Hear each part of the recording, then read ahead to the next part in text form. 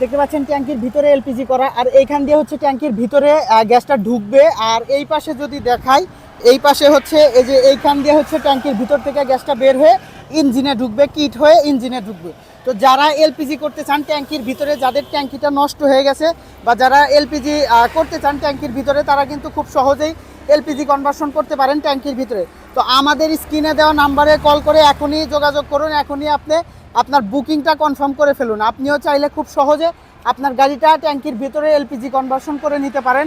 আর ট্যাঙ্কির ভিতরে এলপিজি করলে কিন্তু অনেক সুবিধা আছে, যেমন বাইরে কিন্তু দেখা যাবে না, আপনার গাড়ির বাইরে কিন্তু এলপিজি সিলিন্ডারটা দেখা যাবে না, সম্পূর্ণ সিলিন্ডার থাকবে ট্যাঙ্কির ভিতরে। আর অবশ্যই যাদের নষ্ট ট্যাঙ্কি, একদম ট্যাঙ্কি দেখতে পাচ্ছেন এই ট্যাঙ্কিটা কিন্তু একদমই নষ্ট, ট্যাঙ্কির সাথে কোনো কিছু নাই, একদম ট্যাঙ্কিটা নষ্ট।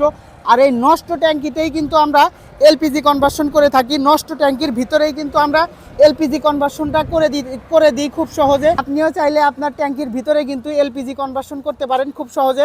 তো স্ক্রিনে দেওয়া নাম্বারে যোগাযোগ করে এখনই আপনি আপনার অর্ডারটা কনফার্ম করে ফেলুন। তো আমাদের এই যে ভাই, উনি কিন্তু ওনার গাড়িটা এলপিজিতে কনভার্সন করে নিল।